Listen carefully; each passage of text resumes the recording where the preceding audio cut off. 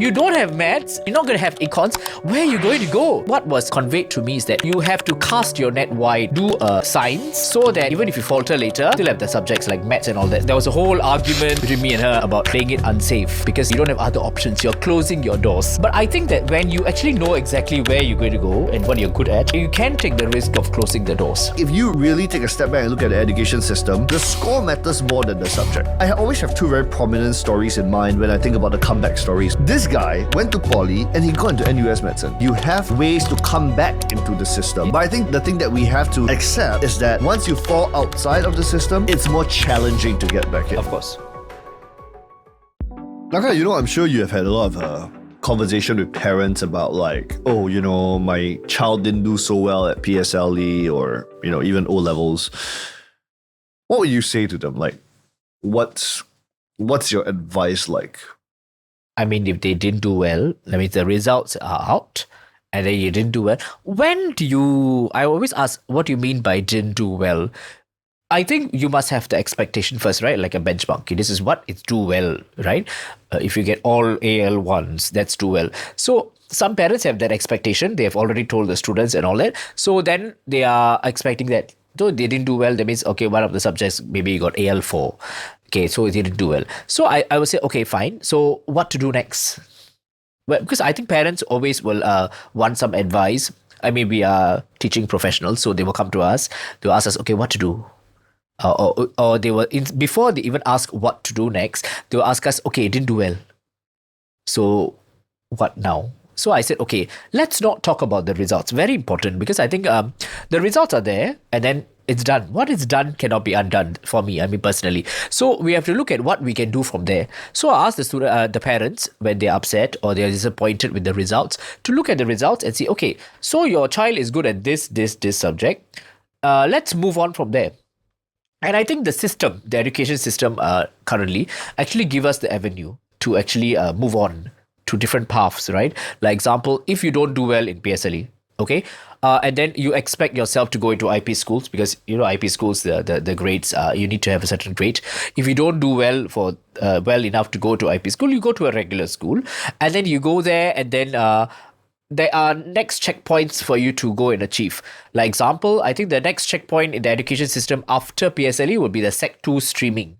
I think a lot of people don't see it. They see the next one as O levels, but actually Sec 2 streaming it's a checkpoint which decides what kind of subjects you're going to focus on, whether it's going to be science, humanities, or even those kind of skill-based art kind of subjects. So after that, the next one is O levels. So even if the streaming you don't do well, you go to a stream which is not of your choice, right? The next one, of course, O levels, you try to do well, and then you go into the correct JC which you want to go to, or polytechnic, and so on. So I think there are checkpoints in the system to help you check on this and make sure even if you falter in the beginning to actually do better. I think this reminds me of what we talked about previously about how to choose schools. I think the way we couched it back then was if you did well, should you go to an IP school? Coming back to the issue of whether everybody should you be aiming for that, should be right? aiming for elite school, might not be. You really have to see whether your child can do the independent learning or not. Because the elite schools are not going to go down to the basics and get your kid up. I think the conversation could be expanded more broadly also, right? Which is, at the end of the day, you want to choose an environment. Like you said, right? Whatever the grades are at PSLE, for example, they are what they are. Yeah. I think the next step is how do you put yourself in the best possible environment to succeed at the next hurdle, right? And I think from my vantage point, we probably have a slight difference in what we get to see, because I teach the 17, 18-year-olds, right? I teach the JC kids. And every year, I am really, really amazed, and I have so much respect for all my JAE kids, especially those that JAE into top JCs. I have a lot of respect for the kids that make it into NYJC, right? Which, in my view, is like the best JC outside of the IP schools, because I think like the bulk of the really, really good O-level scorers end up there, and they're really, really studious, and they try really, really, really hard, and they do really, really, really well as well. So I actually get more heartened than when I was a student, because I get to see all these spectacular kids coming through that did not necessarily do well at the start. Like I have this student, right? He 6 point at O levels, DSA into a really, really good JC. And the thing is, he was from an ordinary secondary school, right? And a rather ordinary primary school, didn't do spectacularly well. I was talking to him the other day and I was like, how come you're so much better now? And he said, I was too addicted to Fortnite in primary school. So I think it correlates back to our gaming episode also, right? But my point is, like what you said, you probably have enough opportunities to come back into the system, into the path that you desire, even if you didn't do well. So I would say, generally speaking, if parents ask me, I would say, you know what, I think focus on the next checkpoint, right? Focus on where you want to go. I think that's more critical than how well you have done right now. But also it comes back to expectation, right? Yes, you can, as a parent, you can expect your child to do this. I got a lot of parents who say, I believe that my child is capable of this, but he's not meeting that. So I said, okay, fine, he's not meeting that. Then the results come out. Okay, he didn't meet it, because of whatever reasons. So let's see what he can do best in. Like, for example, I've got parents come in, we wanted the child to be doing triple science, kind of thing. So I said, okay, but cannot get into the triple science stream, didn't do as well. So I said, never mind, let's focus on which subjects she did better. Then, of course, there was humanities and language she did better. And I said, maybe you are just not getting it, that your child is actually a more language person. So try to veer that way. Maybe she'll be the best in the language or humanities stream, art stream. And then if she goes into the science stream, she will struggle. So it's just a checkpoint for the parents to also realize what kind of child they have or what is their child good at. Sometimes the expectation parents have might not really be the reality. Yeah, I think the subject combination thing is an interesting point because I think what a lot of people don't realize is if you want to be obsessed about grades, which is fine. I mean, we're in Asia, right? That's an Asian thing, right? Especially for the Chinese, right? Ancient China, how many thousands of years ago, it was an exam-based system already, right? Yeah. So I can understand the obsession, but what I cannot comprehend sometimes is not only do people want the grades, they want to be very, I guess, specific about the subjects or the courses they want their kids to go into. But I think if you really take a step back and look at the education system, the score matters more than the subject, which is today if... I mean, don't get me wrong. Of course, if you want to do medicine, of course. If you're so wedded to that, then okay, sorry, no choice. Everything. You need chemistry. You need your sciences and all that. But if we think more broadly, which is every parent wants their child to have a good career, then actually it doesn't have to be medicine. What you want is you want to graduate from a reputable university, get a good score in uni.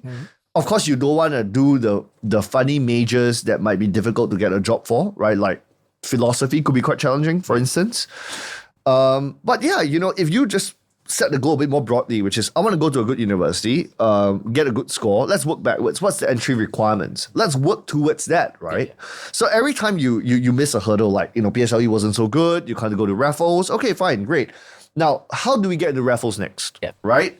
Maybe O levels, right? So, what course do you want to get into for Raffles? Why? What comes after that? Then you design your courses because the beauty is that at O levels is L1 R5. Yep. Right? You only need to be good at that 6 subjects, right? So being tactical with how you go about planning your next phase and being a bit more open-minded with subject combinations, I think that's something, useful. Yeah, why I say this? Because it's a personal experience, right? So basically, what happened was I did pretty well for PSLE. I went to my school. My school was affiliated Fairfield. So I went there. I did well enough to go to the double science stream, right, and all that. But at Sec 2. So PSLE, Sec 2 combination, I was double science. Okay, very good. But I'm not a science person. I'm a arts, humanities person. So I was there and then I wanted to do art as one of my subjects. That class don't have art. So I know that what happened was I just started realizing that I need that subject for O levels. As you say, L1, R4. I know I will get A1 for art. It is definitely, I will definitely get it. That was my confidence level. But I know I will definitely, one of the maths, I will definitely flop it. Either it's A or E maths. So I said, okay, so I am in this class, double science, and of course, by default, the A maths will be there. And I was failing already, first term. So I didn't understand what was going on. I was failing and not doing very well for A maths. And so I was like, okay, let's think about this. So I got my parents in to the school, and then they talked with my principal then. And then they said, okay, let's transfer him.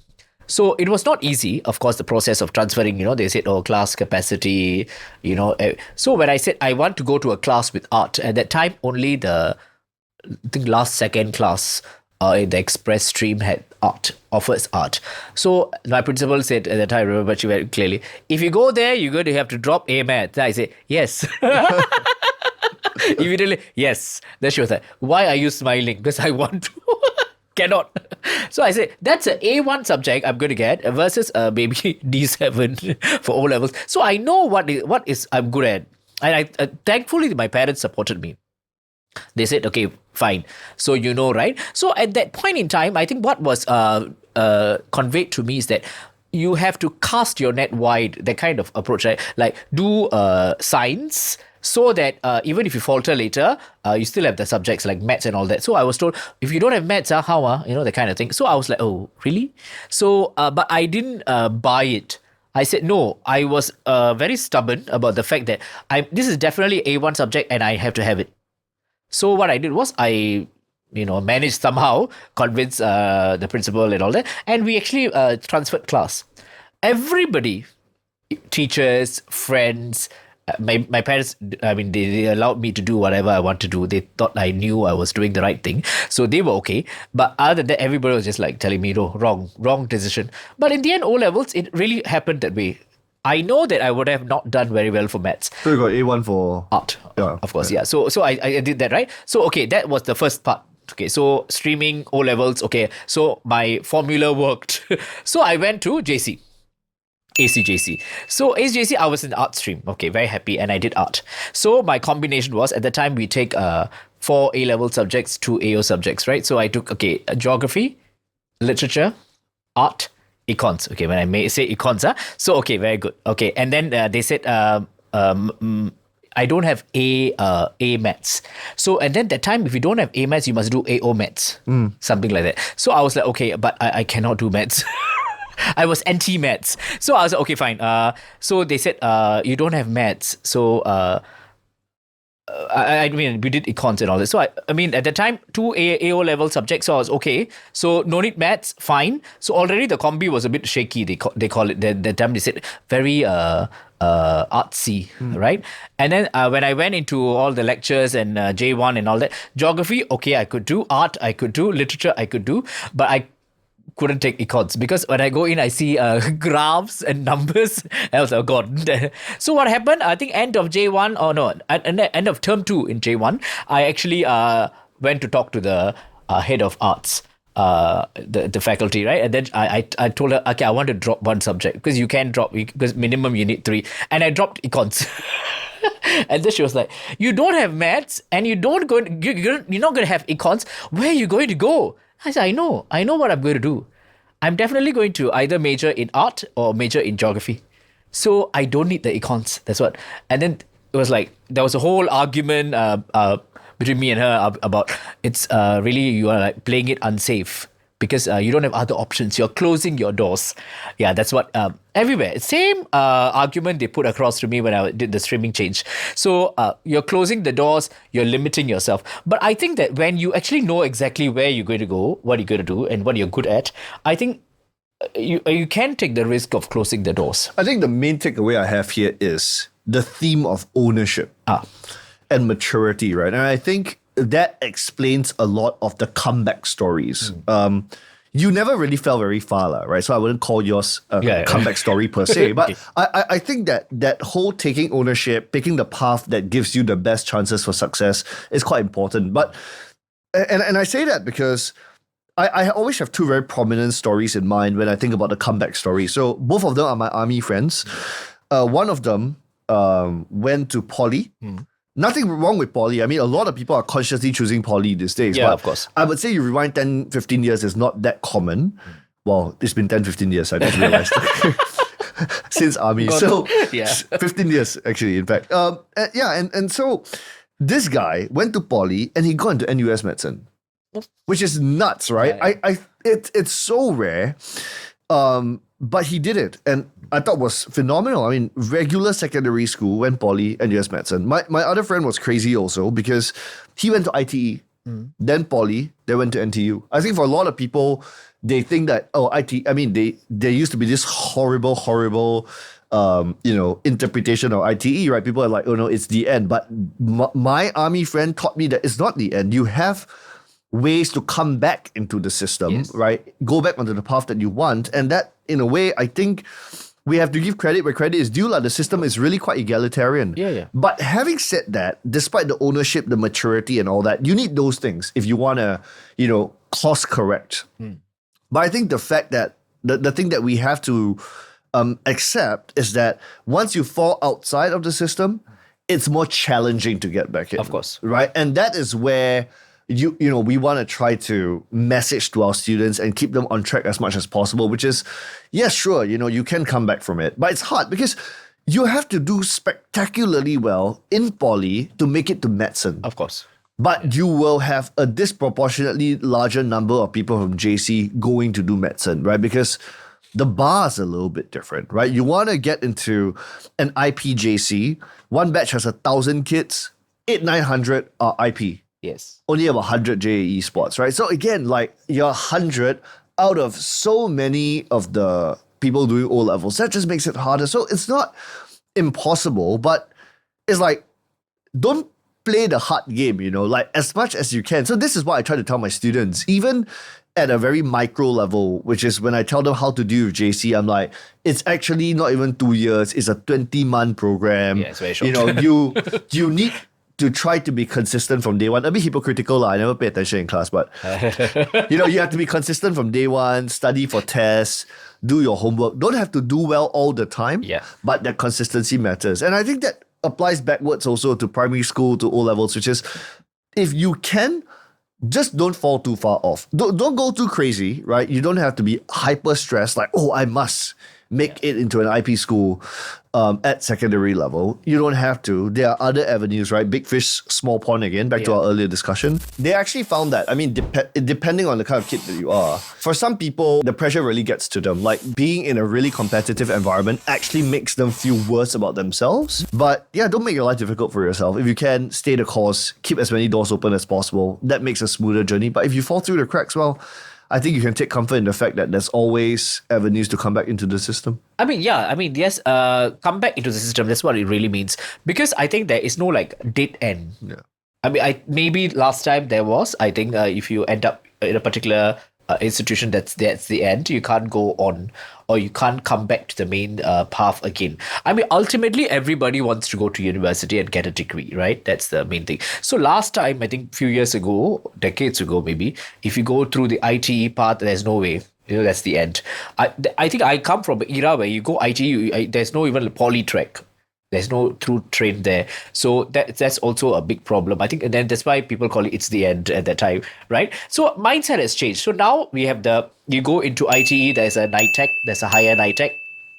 So, and then after that, you finish that and you go into poly. And from poly, last time, also many years back, from poly, there's no track to a degree. You end off with a diploma and that's it.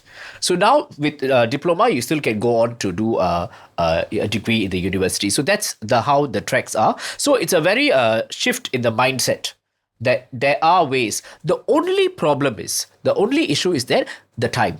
You mentioned about the effort. Because example, from JC to university, the effort may be a bit less. From poly to university, of course, you have to do one of the best in the poly or in your course to go there. That is understood. The other thing is that the time. I think this one comes back to the parents' mindset.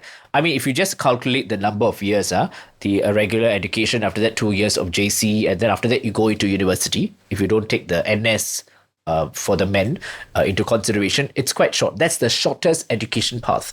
If you go, the other one is that you go into poly. That's one more extra year because poly is 3 years, right? If you go the other way, that means you go into ITE, and then you add the ITE years, and then after that you go into poly, and then after that you go into a university. That's even much longer. So time is the only factor you lose out on. But really, whether you lose out or not, because of the more time you spend, I think that's the shift in mindset. Last time, people just had the unspoken mindset that when you do it the shortest way, you are the smartest or the most successful. That's a problem, right? I think majority of the population had that, or parents have that mindset. The shortest way is the smartest kid. The longer way is the not so smart kid. So I think that shift in mindset, because people learn differently. So people sometimes take longer time to learn. But of course, if you go through the IT poly pathway, I see a lot of students, they are better at certain things which my JC kids might not be at. The JC kids have always been looking at the books. They wouldn't have much industry experience or hands-on experience compared to a student who has gone through ITE, poly, and then to university. So when they meet at university, they come with different skill sets. So look at it with a positive mindset and don't put the effort and the time factor into consideration. I think everybody does well eventually. Yeah.